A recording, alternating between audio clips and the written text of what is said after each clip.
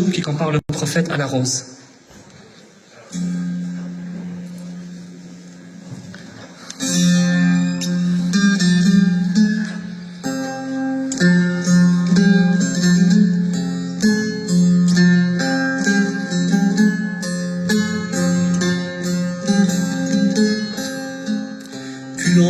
Külolmanın aslı güldür, Peygamberin nesli güldür.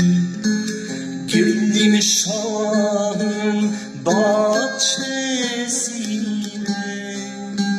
cümlesi aşık güldür.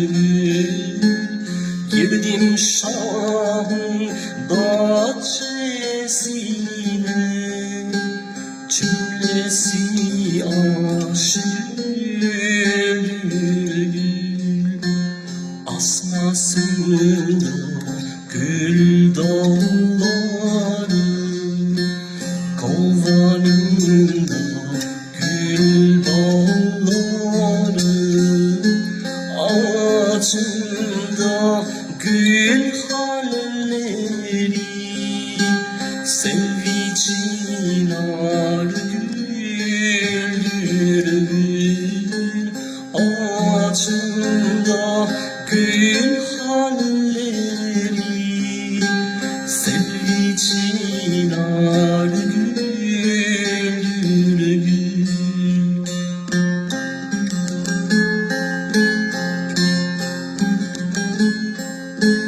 Açıl gel ey gonca gül, ağlatma şeyda bülbül.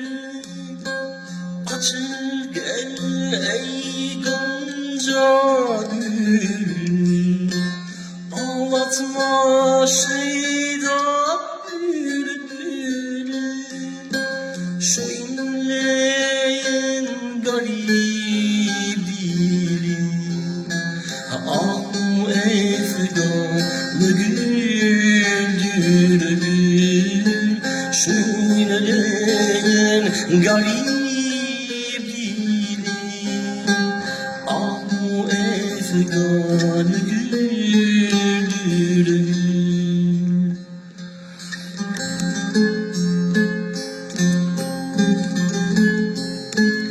Asmasında gül dalları, kovanında gül balları, ağacında gül halleri, selvi çınar güldür.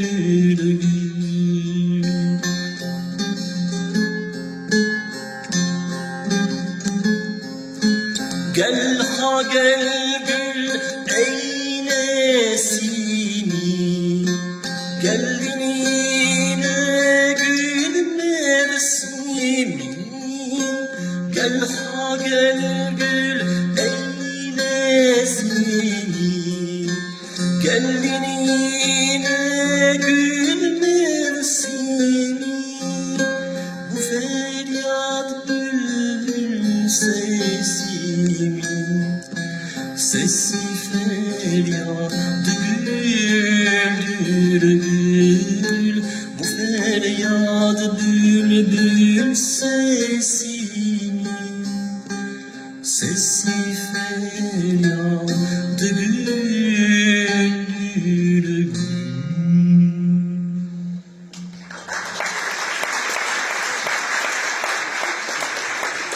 Merci beaucoup.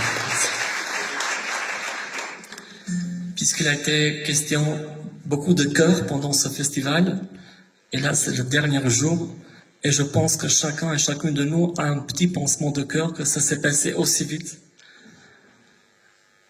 Je partage un chant que j'ai composé en albanais qui s'intitule « Notre cœur n'est rien d'autre que l'amour ».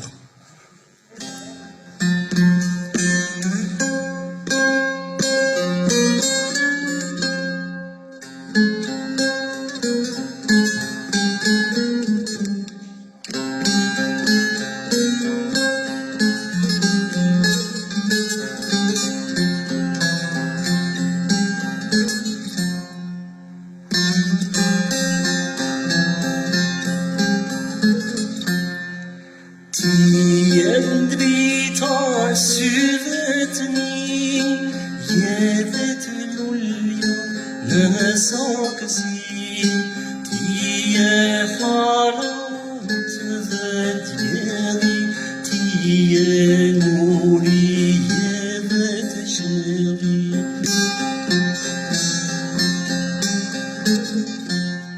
نور تنقض الشكاي مجد ذات تهدجاي مجد لولجين دشتني جدابت على ارتكمني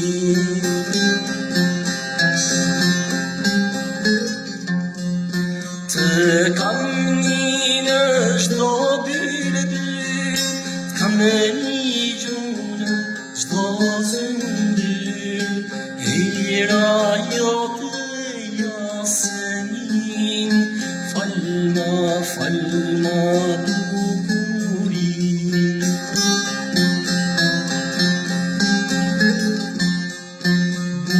بورين جاكريو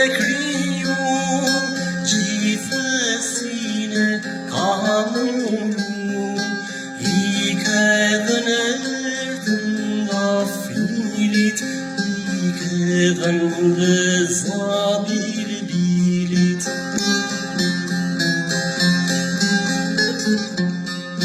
Praka hak meknu bil bili Emeçelun kan dafili Ölme fanısıktı dünya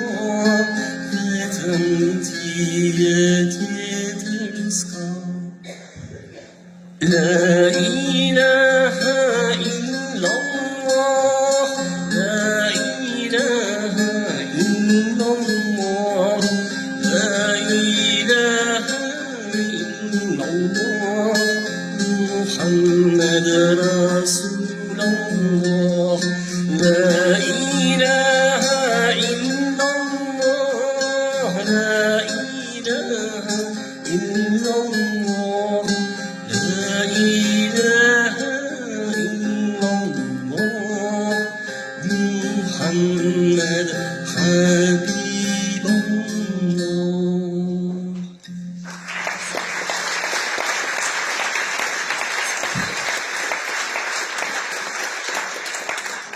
Et justement, dès qu'on appelle la présence divine et son prophète, le cœur commence à battre d'une autre façon. Je vous le rassure. Donc ça nous rassure que nous ne sommes pas les seuls à le ressentir. Je vais terminer avec un autre chant en albanais que j'ai composé également, qui s'intitule « J'ai vu un ange ». Et c'est un dialogue entre le derviche et son instrument, le ney, la flûte de roseau, dont parle Rumi. Rumi dit dans son Mesnevi, avec la lamentation du ney en persan, « Bishnawaz neychun hekayet mi konad, az jodai hash hekayet mi konad, kaz neistan tamara bebridend, darna fira mardozan nelidend ». Une très belle traduction de Léléonard en français dans ceci, « Écoute la flûte de roseau, écoute sa plainte. Des séparations, elle dit la complainte. Depuis que de la roselière on m'a coupé, en écoutant mes cris, hommes et femmes ont pleuré. » Et donc ce chant de l'âme, parce qu'il s'agit d'un chant d'exil, l'âme qui est arrachée de la présence divine comme le nez est arraché à son origine, à sa roselière, m'a inspiré un dialogue entre le derviche et le ney à la fin du chant. Donc tous les chants, je mettrai sur la plateforme du festival, sur ma chaîne aussi YouTube, avec les traductions, parce qu'on m'a beaucoup demandé, mais c'est bon ce que tu dis, mais on ne comprend pas grand-chose. Et je trouve que dans cette incompréhension, il y a aussi une sagesse. Là, j'aurai l'honneur de partager les chants. À la fin du chant, en fait, le derviche demande le ney, il dit « Pourquoi tu te lamentes ?» Et le ney, il dit « Je me lamente par le désir de l'union avec le Neistan », donc le lieu de ney, le pays du ney, notamment. Et il dit que le Sama est l'étape ultime, là où l'amour se révèle seulement grâce à l'amour.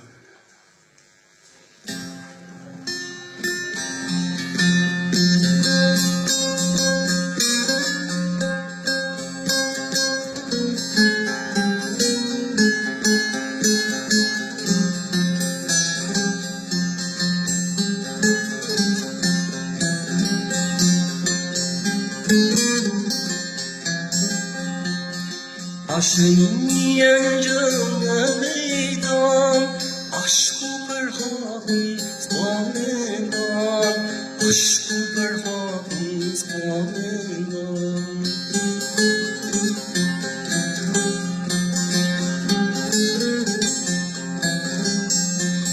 Secdon cebri hakut diyen Dado hevsüt hatun cen Dado hevsüt hatun cen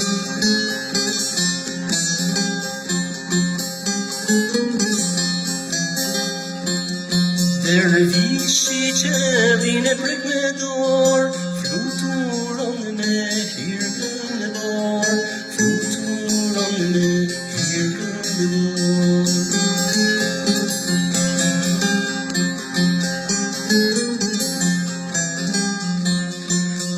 Gamri emrin beybe Çönelecek Mosına harune Çönelecek Mosına harune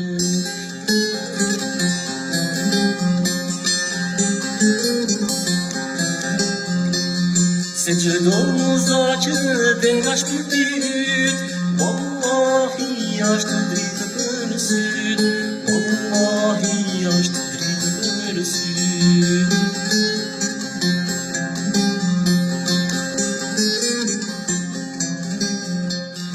Dervişi düet ney böse can Namavi per vatanin neistan Namavi per vatanin neistan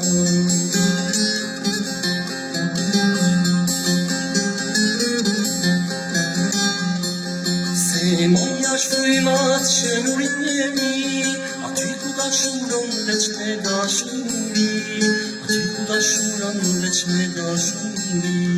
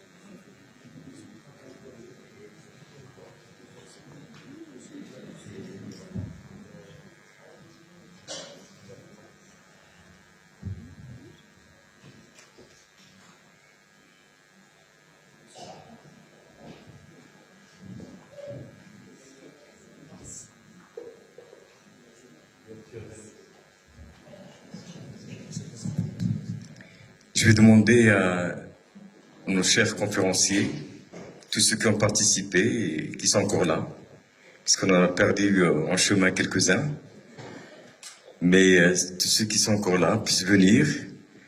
Et puis presque ce il aurait fallu faire, mais on le fait symboliquement, c'est presque vous maintenant qui êtes sollicités pour nous dire des choses, puisqu'il n'y a pas de sujet particulier pour cet après-midi, sauf de se dire et de partager et d'échanger ce que nous avons traversé un petit peu ensemble et comment vous le vivez, comment vous le percevez et comment vous voyez aussi la possibilité de continuer à échanger sur tous ces sujets au-delà du moment du festival.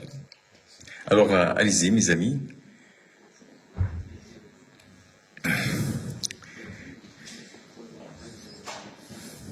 Bariza,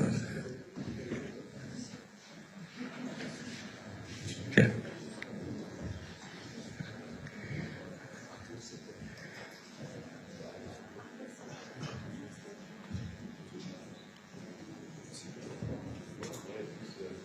Juste un siège, Bariza, tu n'as pas le choix. Viens à côté de moi. Viens.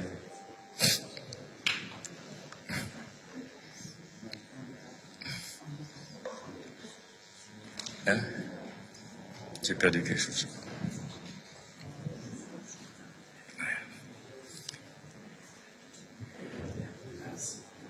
Il y a de la... Du coup, il y a de la place devant, s'il vous plaît. Venez nous rejoindre. Parce qu'on se sent un peu éloigné.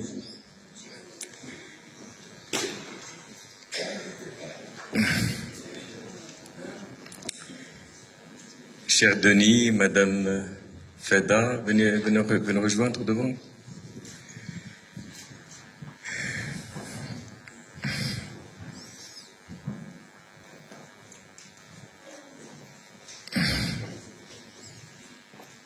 Bonjour Nino, ça va?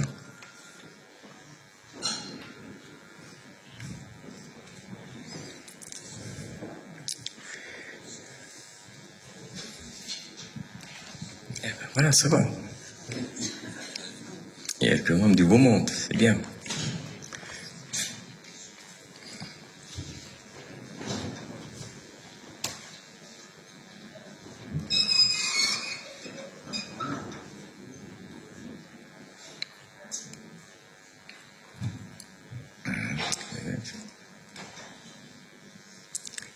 Qu'est-ce qu'il y a d'autre?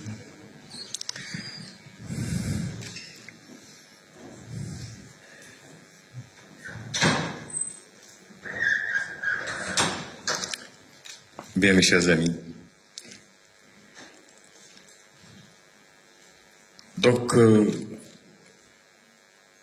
on va très vite vous donner la parole, et puis plutôt être dans le sens inverse.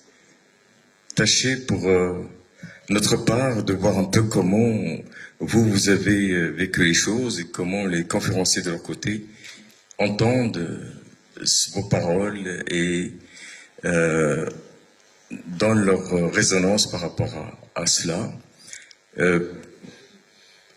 Parce que je crois que c'est ça qui est intéressant de souligner. C'est ce qui se dessine un peu dans ce festival. Tout à l'heure, j'étais avec mon ami Raphaël Covin. Je ne sais pas s'il est par là. Peut-être pas encore, puisqu'on on déjeunait ensemble. Il est venu avec un groupe et lui-même organise chaque année à Aix-les-Bains un grand forum. Il vient de le prendre en main depuis quelques années, mais c'est un forum qui existe depuis une quarantaine d'années et qui a aussi cette dimension spirituelle. Et donc c'est cela qui est le cœur un peu de ce qui se joue un peu dans ce type de rencontre. Ce qui fait que ce sont des rencontres vivantes. C'est une sorte de création collective, n'est-ce pas?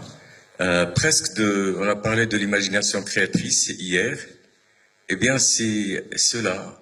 C'est une sorte de processus imaginatif collectif. Et je crois que c'est ce qui donne à ces rencontres une saveur particulière et qui ont fait d'ailleurs beaucoup plus une expérience que le fait d'aller à un festival, ce qui, de toute manière, ne peut être que très intéressant et instructif. Mais c'est autre chose qui se fait.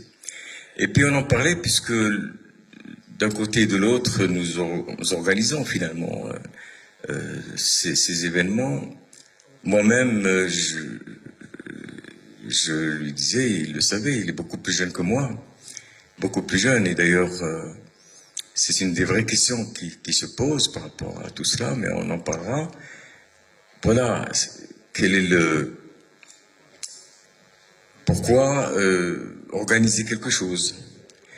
Pourquoi organiser quelque chose? C'est un peu comme la question métaphysique, pourquoi quelque chose plutôt que rien?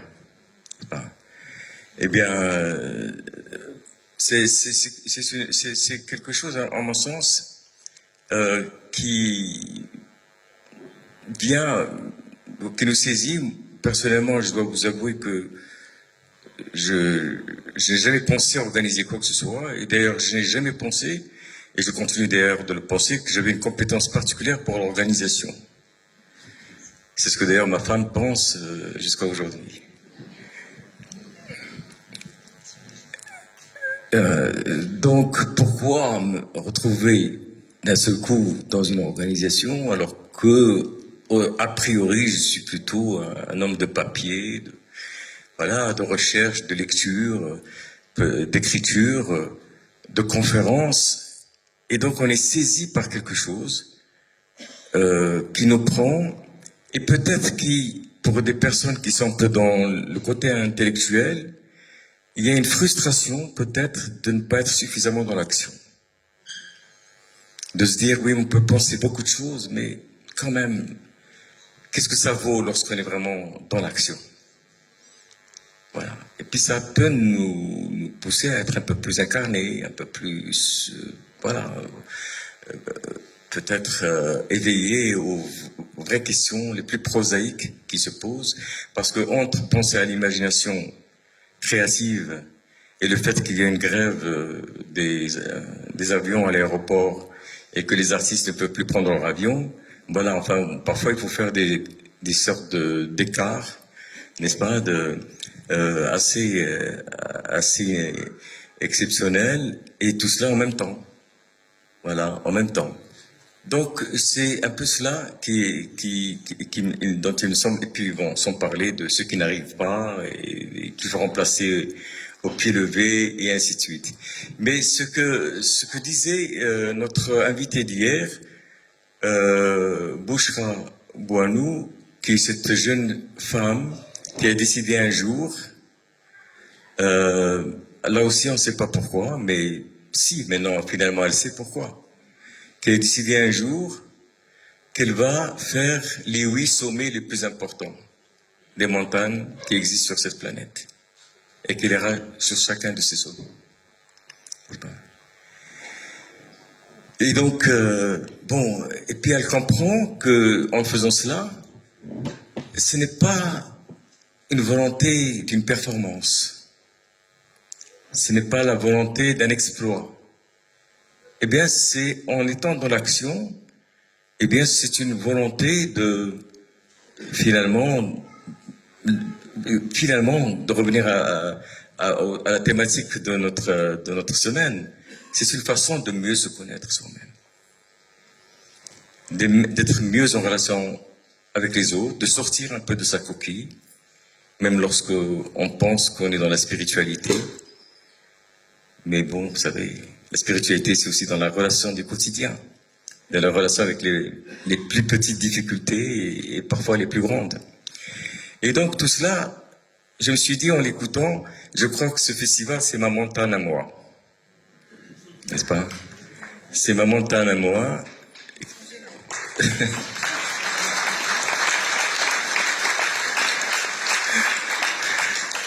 Non pas pour réaliser un exploit, non pas pour pouvoir faire je ne sais quoi, mais pour peut-être essayer, avec d'autres amis très chers, avec d'autres personnes que je rencontre en différentes occasions, essayer de produire du sens collectif, voilà, d'apporter quelque chose qui puisse faire du sens, qui puisse nous nourrir, qui puisse nous élargir nos horizons, désenclaver nos pensées, nous amener plus loin.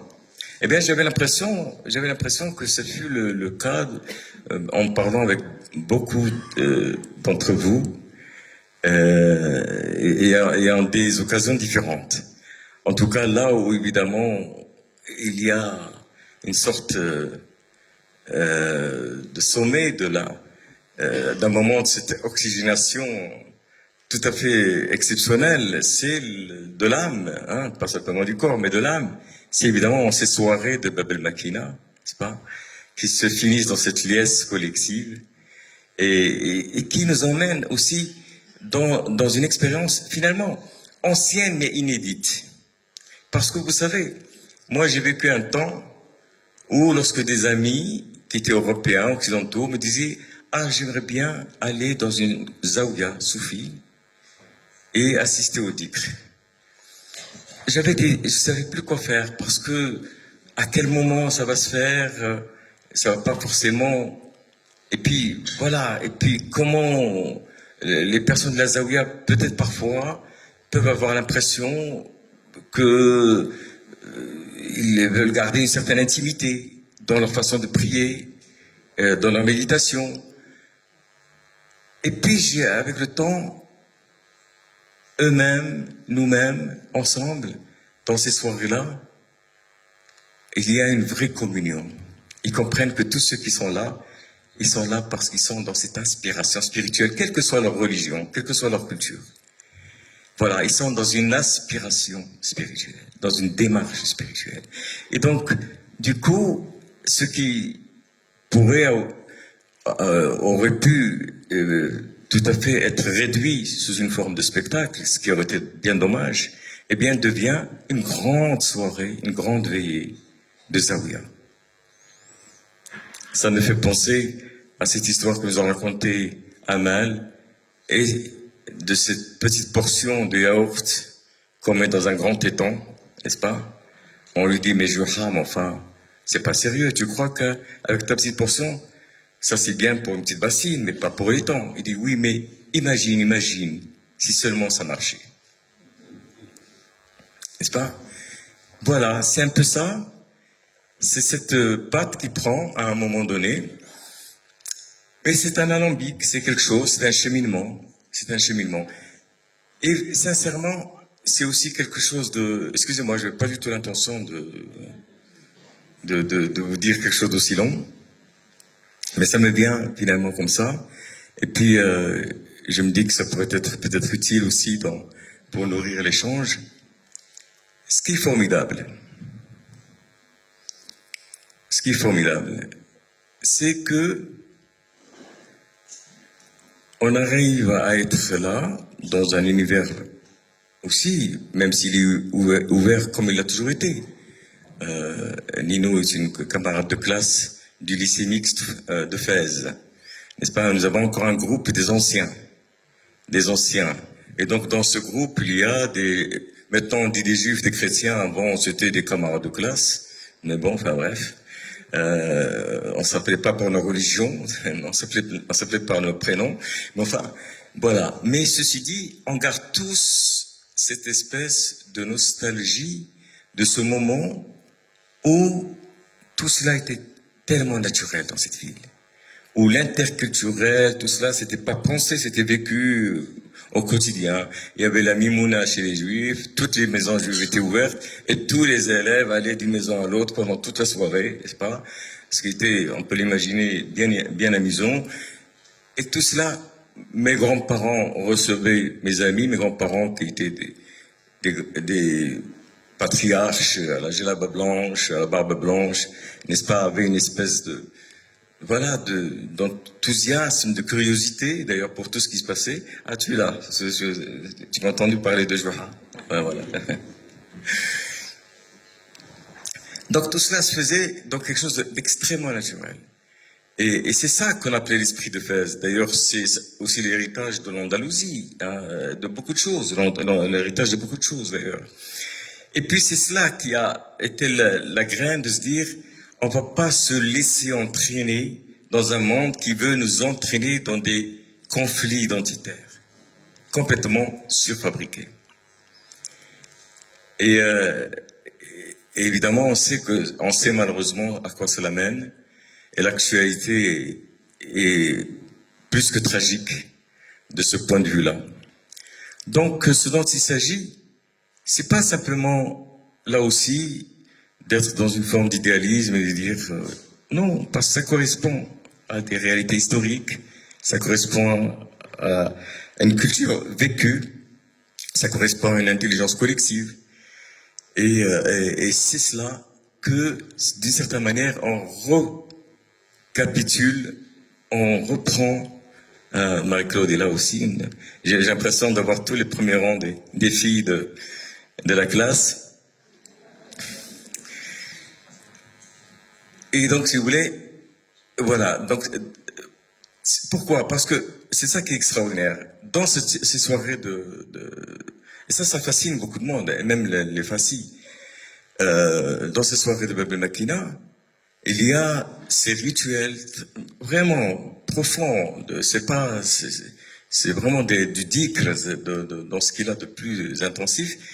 Et puis tout cela est préparé, tout cela est dans une attente solennelle, dans vraiment quelque chose qui a cet aspect, qui conserve cet aspect de la sacralité du moment. Et en même temps, on voit toutes ces personnes qui viennent de tous les horizons et qui participent, comme je l'ai dit tout à l'heure, qui participent de cette émotion spirituelle, de cette joie spirituelle dans une communion collective. Je ne sais pas comment expliquer cela, mais pour moi, c'est une forme de miracle. Une forme de miracle, peut-être que c'est une forme de miracle, mais un miracle qu'on peut expliquer.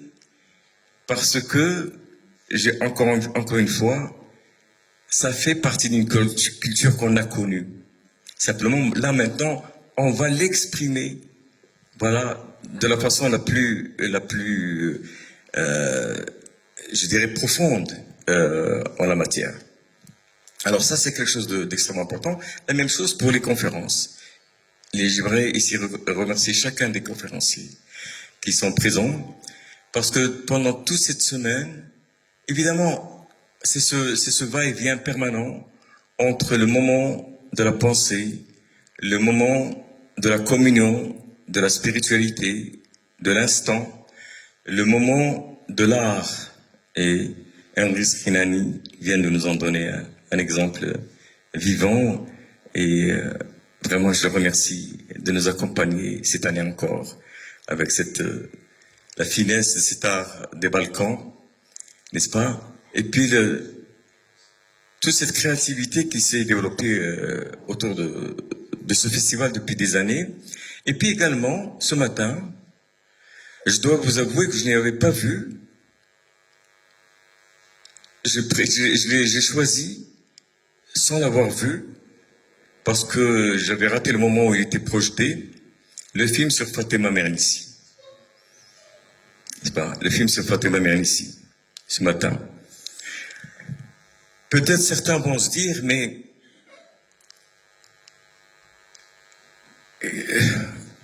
Fatima Mernissi, bon, quel est son rapport avec un festival de la culture soufie? Bon, ceux qui diront ça ne connaissent pas Fatima Mernissi. Parce que, et on le voit à travers le film, c'est une femme dont la façon d'être est ce qu'on appelle dans le soufisme la chevalerie spirituelle. Elle est toujours dans l'attention à l'autre, quel qu'il soit, petit, grand, de quelque horizon qu'il soit. Elle est toujours curieuse de l'autre. Elle est toujours en train de voir qu'est-ce qu'elle fait, qu'est-ce qu'elle peut faire avec les femmes berbères de Zagora, avec les jeunes de la banlieue de Rabat, et ainsi de suite. Et puis, ça nous montre aussi quelque chose de très important, et j'en finirai par là.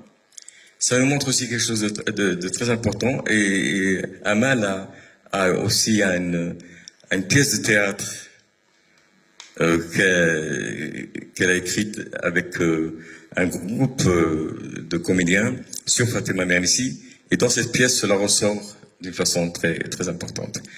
Et si vous voulez, que Fatima Mernissi, dans ce film, ça m'a rappelé toute cette époque et par où est passée notre époque à nous, le monde, ses combats pour les droits des femmes, l'émergence du fanatisme, de l'extrémisme, n'est-ce pas? Cette espèce de monde qui devenait inquiétant, et dans lequel certaines femmes ont eu le courage, ce courage absolument incroyable quand on y pense, n'est-ce pas? Mais elles le faisaient avec beaucoup de simplicité, n'est-ce pas? Vraiment de s'engager et de semer des graines de volonté, finalement, de croire en l'homme, et en l'homme avec un grand H, de croire en l'humain, de ne pas avoir peur de penser, de ne pas avoir peur de créer, de ne pas avoir peur d'avancer. Et c'est ce qu'elle a fait, et c'est très bien rendu par le film que nous avons pu voir ce matin.